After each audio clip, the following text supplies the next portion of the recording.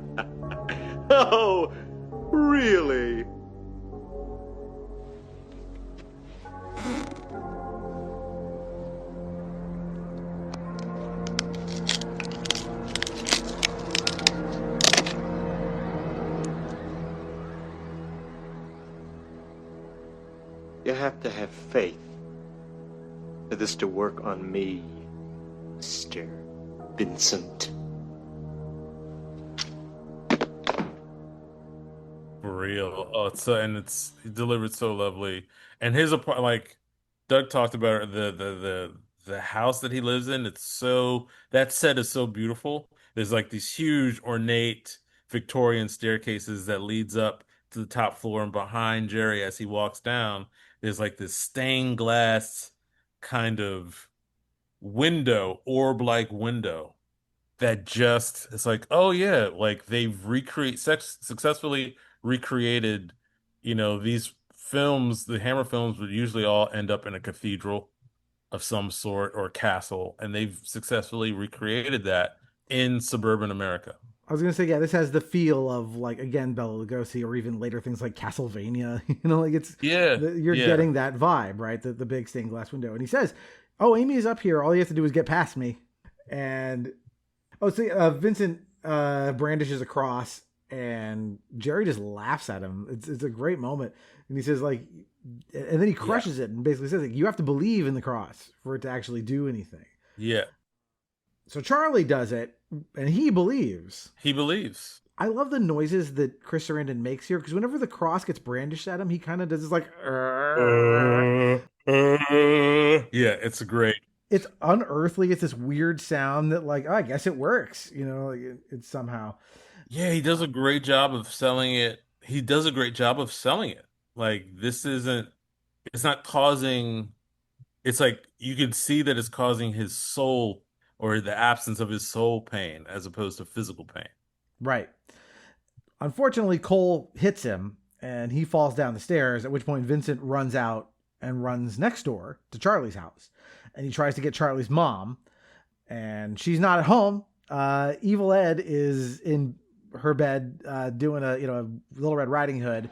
Mrs. Brewster, thank God the phone wires have been cut. I know. I did it. Where is Charlie's mother? Oh, well, apparently she's working nights. But she left a note.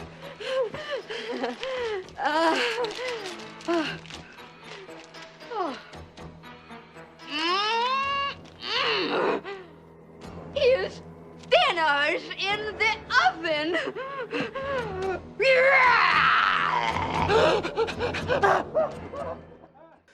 Wearing a big old Raggedy Ann wig, which is just fun. He's like, we have fun around here. We're gonna scare people. And so Vincent flees. He ends up breaking a table, like, as he's stumbling towards the stairs. And then Evil Ed comes in a wolf form. He's transformed into a wolf. Yep. The wolf charges at him and jumps, and Vincent is able to stab him with the broken wooden leg of this table, and sends him over the balcony down below, where he starts crawling away and transforming and trying to pull the stake out. And eventually he just dies and reverts to human form. And even the burned cross on his head disappears. And some of the best practical special effects are in the scene of Evil Ed changing back from a wolf into a boy, right? Like, it's just great. And he makes, again, weird sounds. It feels like a scene from The Thing, which we also covered this month, actually. And I should mention, we've talked about the practical effects here, which are good. They were done by the same team that did Ghostbusters the previous year. And they talked about saying, like, this was easier for us than Ghostbusters, because essentially we had made all of the mistakes, fumbling our way through Ghostbusters and learning how to do it. So this came much easier when it came to these practical effects. They're like, yeah, we worked all the bugs out of this. Yeah, you can see that. So Jerry brings Charlie into the room with Amy and gives her a steak and says, "You'll need it." And dawn is approaching, and Jerry leaves, and at which point Charlie sees what's happened to Amy. She's a vampire now. And does the stupidest thing I've ever seen someone do in a vampire movie. Screams while holding the body of someone recently turned towards his neck. Yes. Like, what are you doing? Yeah. So Vincent pulls the stake out of Evil Ed's body, and he leaves. And Charlie's house, and he sees all this mist around the Dandridge house. So he takes the stake and he heads over. He grabs his bag of tricks, and he hears all of these noises. And he heads upstairs and he calls to Charlie through the door, and tells him to make a bunch of noise. Yeah, because he has to break the door down. Yeah. Yeah, and then Charlie making noise will cover the sound of breaking the door down, which works. And we see in that same simultaneously, like Ed and Jerry Dandridge are downstairs preparing a new coffin with soil. And so they think that Amy has woken up, and Jerry says, "Oh, looks like somebody opened her eyes." And they think that's what the sounds are they're hearing upstairs. Right. They think, yeah, she's already turned into a vampire. They didn't know that. So they think she's turning now. And so Vincent and Charlie ask, like, they're talking about, well, should we go? We need to save her. Is it too late? And Vincent says, well, no, since everything else has been going according to movie logic. Right. If we kill Jerry Dandridge before the sun comes up, she will revert to human. Which I love. So the Charlie and Vincent are at the top of the stairs. Cole is at the bottom. And Vincent pulls the gun he brought and shoots Cole square in the forehead. Yeah. Unfortunately, he gets up again. Well, what do we have here? Vampire killers? Stop, or I'll shoot. I mean it. Don't force me to shoot.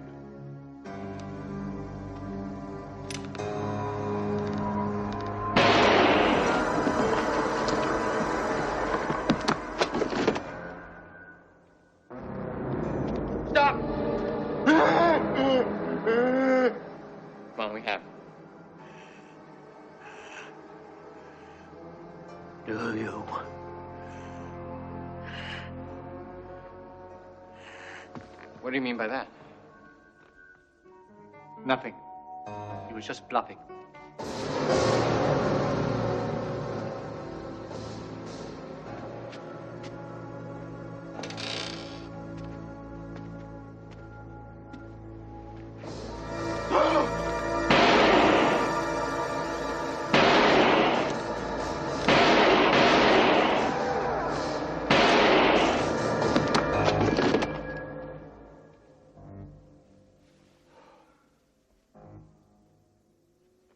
And they shoot him a bunch more times, and he just keeps coming.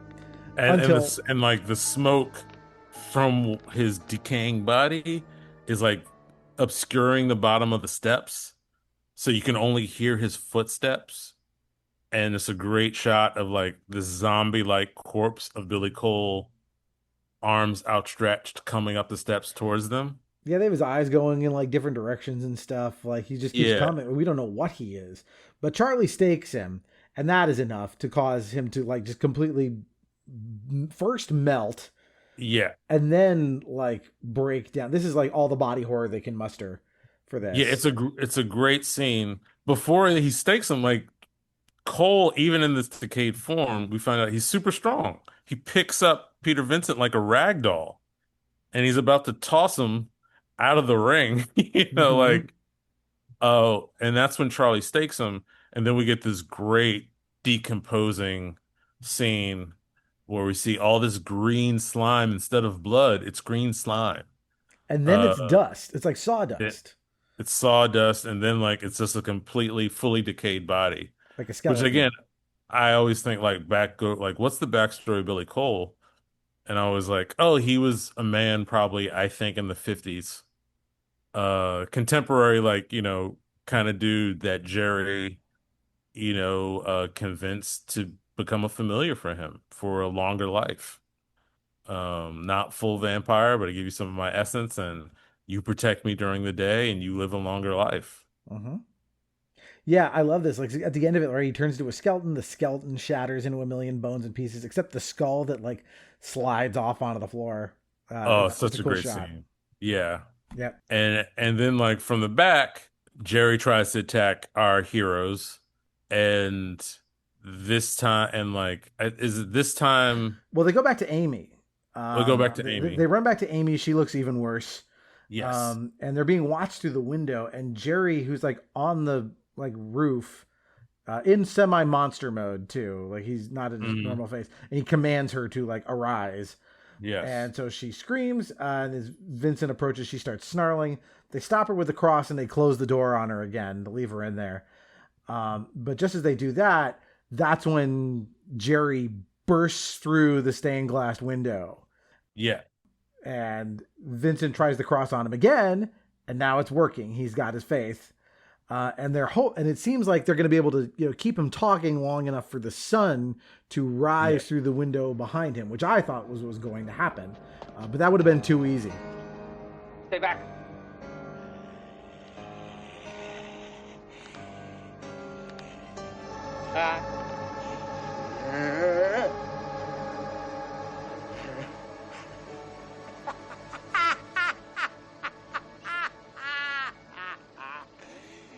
You have to have faith for that to work, Mr. Vincent. Remember?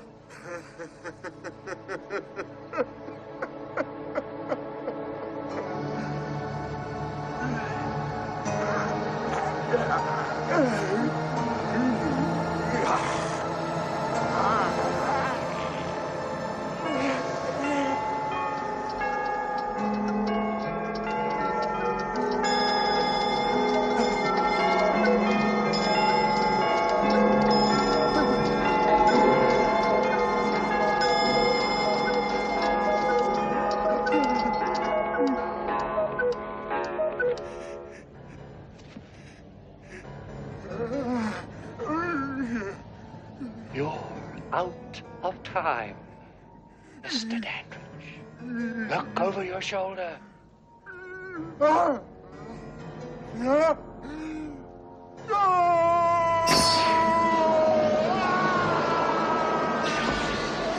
Let me say something. And this isn't, I'm not I'm not a religious person. I don't follow any. But this is a spiritual scene for me. Because not just does Peter Vincent brandish the cross again. Again, it doesn't work immediately. And even in full vampire mode, like Jerry laughs again. He's like, you have to have faith for this to work in me. And then through the broken window, stained glass window, the sun starts to rise.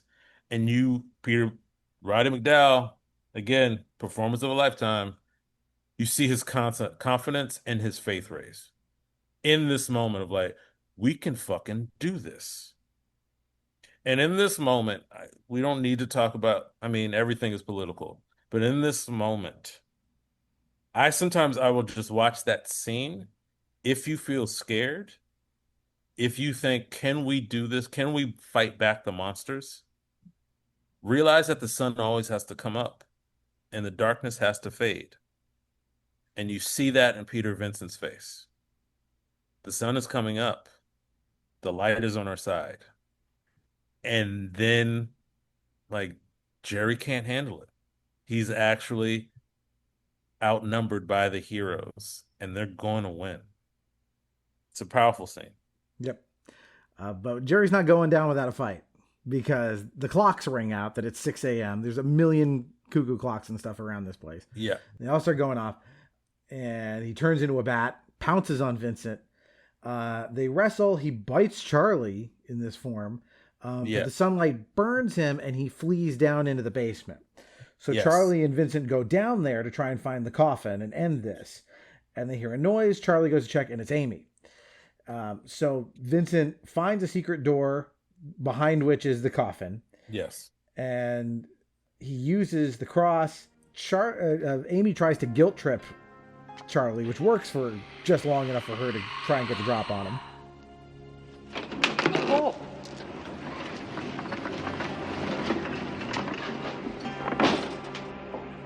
Charlie, I found it!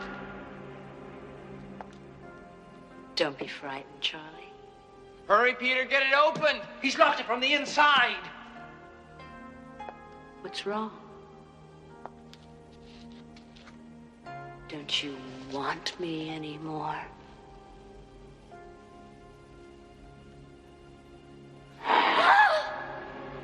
It's not my fault,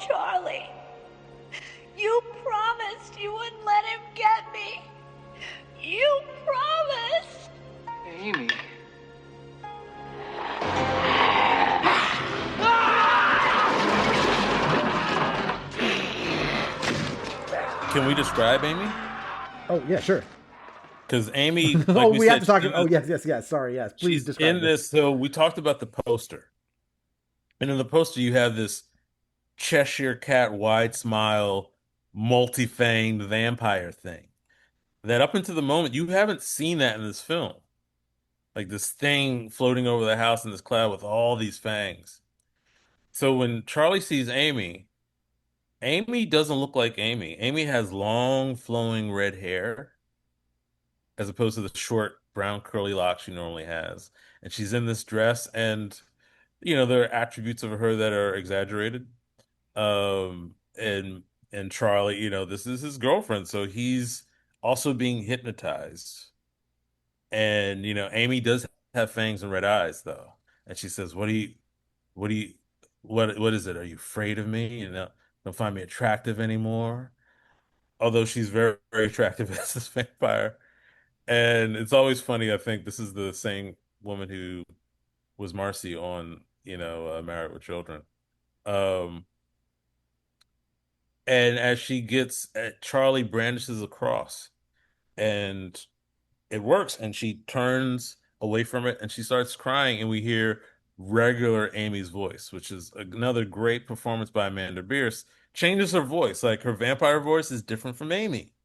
And we hear Amy crying, like, pleading to Charlie, like, you're mean to me and you don't love me. And Charlie becomes that dopey boyfriend again. He's like, puts his cross down, and he goes, "Oh, Amy," and approaches her. And then she turns. And this is a real.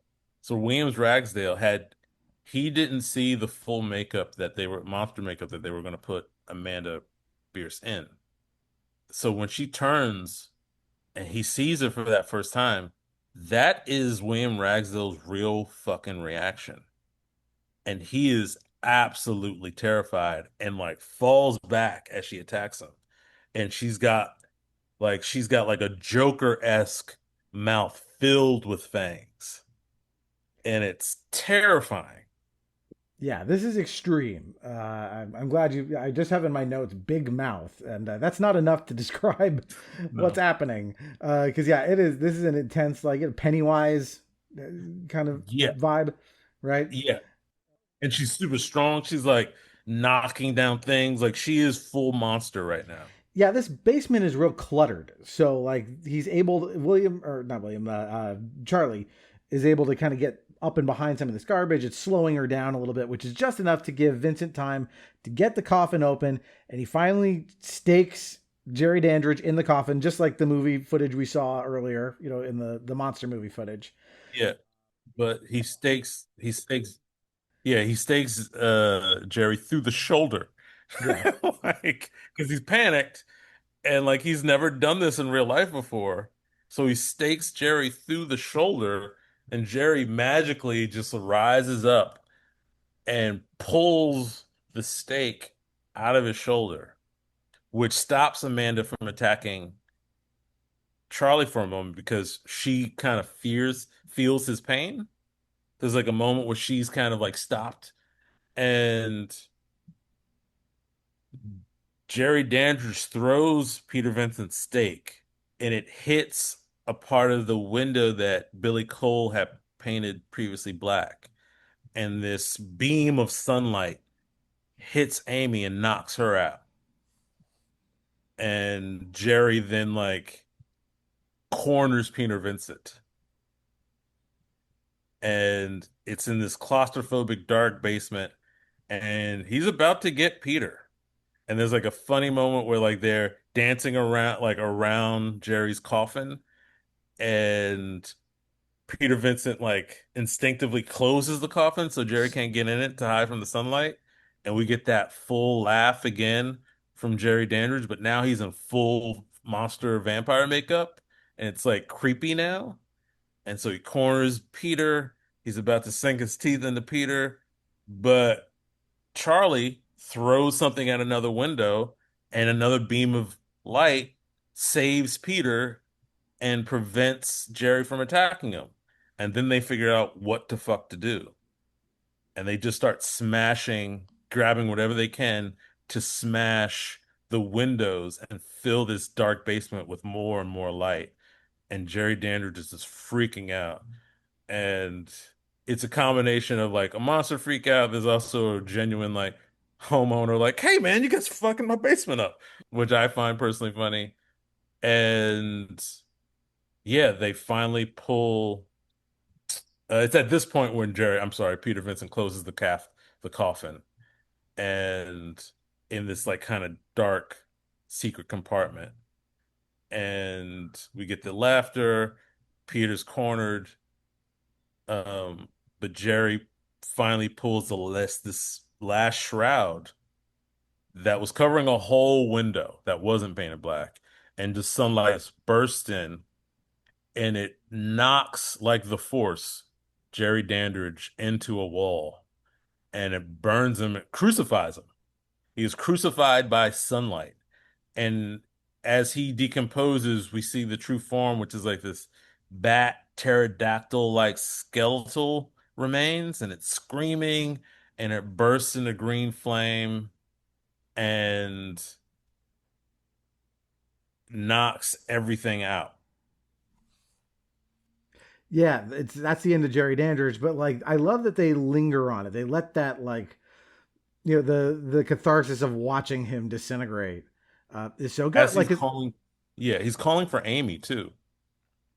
Yeah, he's calling for her. But like the fact that they let this go on for a little while, right? They've earned this. And I think if it went faster, if it was like typically, because when this happens in a vampire thing, they get it with sunlight, they burst into dust, and poof, they're gone, right? This is more drastic and ugly, and it's a little more like the end of Gremlins, something like that, right? Yeah. Where the sunlight kills him. They let this go, and they go over to Amy, and sure enough, she's back to normal, just as they hoped. And so we get our last scene where we see the house is for sale again, and we hear monster movie stuff, just like the beginning. We push in on the window. Charlie and Amy are making out. Vincent is back as the host of Fright Night. He got his job back. Back once more with you as host of Fright Night. I thought I'd let the vampires rest for a little while. Right, Charlie. Tonight, the threat comes not from beyond the grave, but from beyond the stars, as alien beings stalk an unwary summer camp in Mars, once flesh. I do not star in it.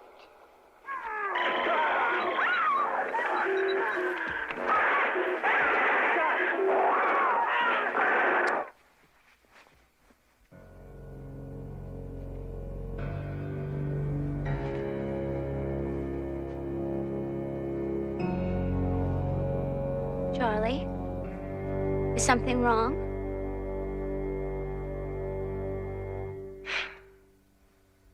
Nothing.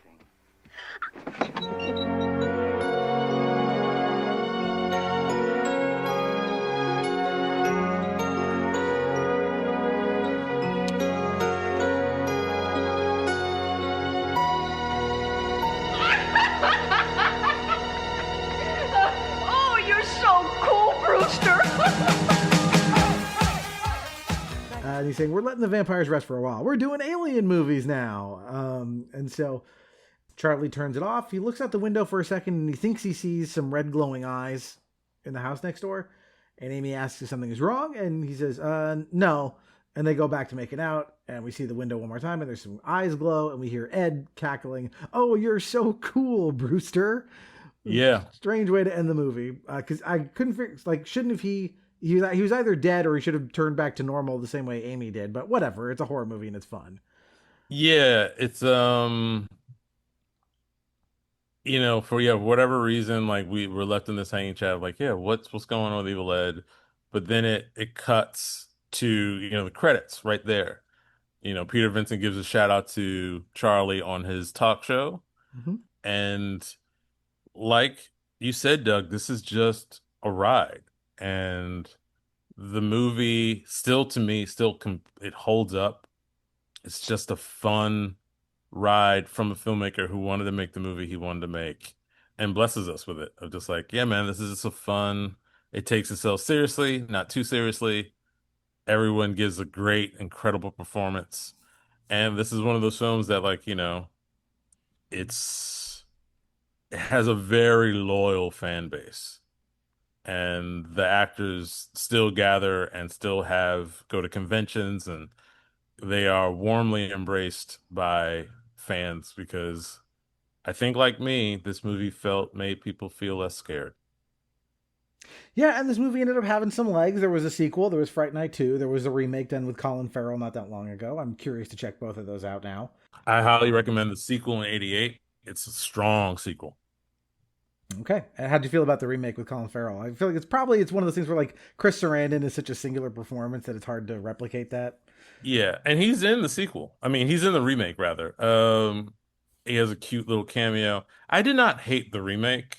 I just felt, I liked it. I thought it was stronger. I went in actually for like at a press viewing for it because I was a huge fan, and like a friend of mine who worked for the press brought me and knew how a big fan of the movie I was. And I remember feeling like I was going to hate it, and I didn't.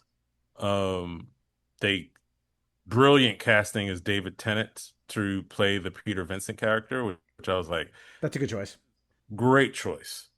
And, they had to update everything. So Chris, as opposed to Peter Vincent being, we don't really have, like you said, the Sven Gulis or the Elviras of today.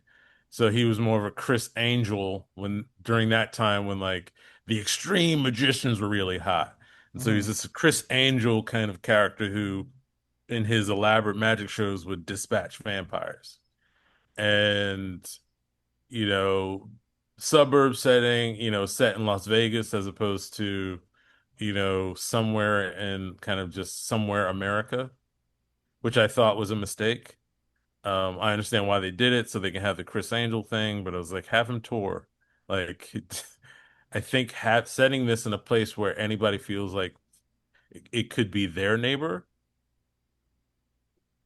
is why the original works and has legs. Colin Farrell is a great actor.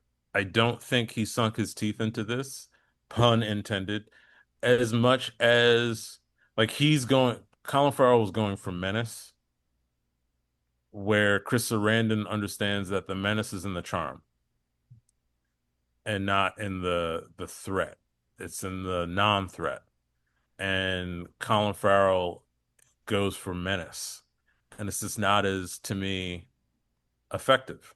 And because the thing that's effective and terrifying about this is, had not this Charlie intervened, you can see how much damage a character like Jerry Dandridge will cause. Everyone's going to invite him in. Like, whereas Colin Farrell, also very good looking guy, isn't charming. And so you're just going to like, some people are going to be like, this guy's a dick, and close the door on him. Great special effects. It's just, I don't think it wasn't a film made by people who love the subject material. It's people who wanted to update it and didn't understand that, no, it's a love letter to Hammer films. So either your film has to be a love letter to Fright Night or a different genre of vampire film. Yeah, this has been kind of an unofficial remake month. We've done, so far this month, I've recorded episodes on The Thing, 1982 version, and The Fly, 1986 version. We're also planning on, you may have heard it already, the order of time is weird. You're recording things out of order, but the plan is to do Evil Dead 2, which is sort of a remake of Evil Dead 1. Right. And so all three films you named are films I love, by the way. Yeah. And the reason they all work is because the approach to the remake is to have something unique to say that was not present in the original. You have a very different take on the material in a lot of these cases, or a chance to refine it, but to have a real angle, to take that makes remaking it worthwhile as opposed to just duplicating it. Yeah. But getting back to this original Fright Night, I'm very glad you brought this to me because this is a lot of fun. And it's, of movies that are just like, let's make a movie about things that go bump in the night. You can't ask for one that's much better than this. Like, it's got a whole bunch of comedy elements. It's got some cool, gory stuff, some special effects. It's got scary things, but it's never, horrendously scary. I could see my kids watching this as teenagers, at least once they're old enough to handle some of the hornier elements. But like, this feels to me like, what do I want from an 80s horror movie? This gives me a whole lot of that. So yeah. If you love The Lost Boys, and I know a lot of people know The Lost Boys more than they know this film, although that may be changing. They're both looked at fondly. To me, they both exist in the same world. Yeah. And it's I think, to your point about what does a remake have to say, I think that was the bigger problem of this recent Fright Night movie. Didn't really have, and I think it came out. It's like 2011. 2011, something. Ish. Yeah. Yeah. 2012. And so, we're in the Barack Obama, and everything felt relatively safe, and who we consider our protagonists were different then, right? Like, we didn't, in the United States of America, no one was really afraid of kind of your cisgender white straight male neighbor, right? Like, I think now times are a little bit charged, and I think if now, I know they, it wouldn't happen, but now would be a time to make an incredible remake just about the predatory nature of men and towards young women and young masculinity, and having a young man having a young man in the suburbs being raised by a single mom, trying to figure out what it is to be a man, having his neighbor move door who comes across as, a manly man, an alpha man, who is a predator, and he has to go to a fake celebrity for protection. That is rife for the times we're living in right now. Anyway, I think, there's a lot to say with a film like that today. Yeah, and we've still had more modern movies about like, oh, what are the neighbors up to? That are horror movies. I mean, Get Out is that. And there was Disturbia that kind of trucked in that. Like, we've had movies that examine that question. I think Disturbia is actually a remake of Fright Night, just no vampires. Yeah, that is what this movie looks like without the vampires, basically. Yeah. And I think that general anxiety of like, what's going on next door is never, ever going to go away. Like, I remember growing up, there was the house next door to mine. I used to think it was haunted. It was, kind of dilapidated, a little scary looking. Now, what was actually happening was that the lady who lived next door worked nights. So, which is why I never saw her, and probably why she didn't have a whole lot of time to do. And she was older, so it's why she didn't work on the house during the day. But, when I was 7, I thought it was a haunted house. Like, we all have had this experience of being nervous about what's going on, next door that we're not privy to. And so as long as that exists, we can turn that into movie monsters and have a good time. So, thanks again for bringing this, Tarik. This was another great discussion with you. And tell the good people out there, if they want to find your stuff, especially your short film, where do they find those things? Always my pleasure to be on this podcast and talk movies with you, my friend.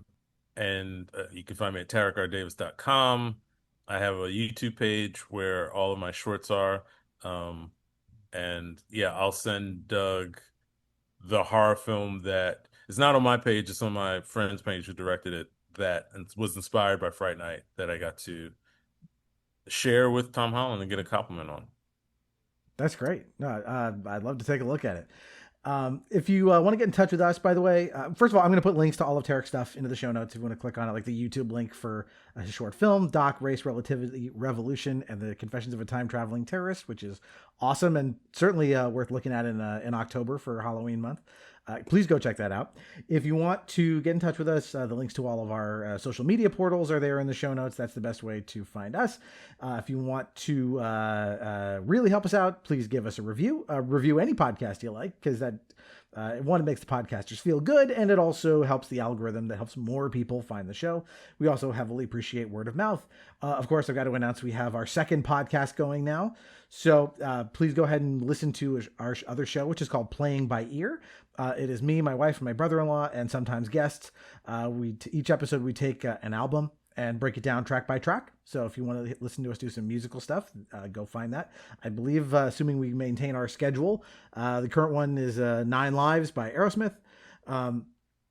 If you want to find out what's going on our next episode, go to those social media portals, especially Facebook, Instagram, and BlueSky, where I post a clue every Wednesday as to what the next episode is going to be. We've got a really fun theme month coming in November, and then, of course, December is going to be all holiday stuff, but please go to do all of those things. Whew, that's all the admin. Tarik, man, thanks again for another really fun chat about a really fun movie.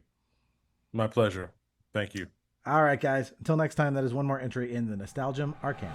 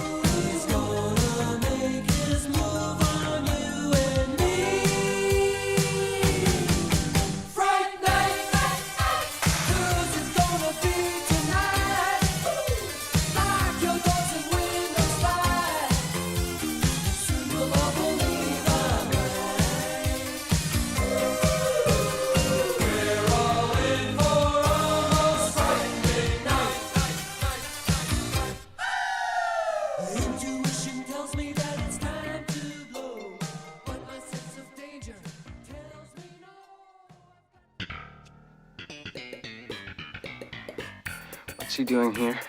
I invited him over for a drink. What? I invited him over. Why? What's the matter, Charlie? Afraid I'd never come over without being invited first? You're right. You're quite right. Of course, now that I've been made welcome, I'll probably drop by quite a bit. In fact, anytime I feel like it. With your mother's kind permission, of course. Oh, Jerry.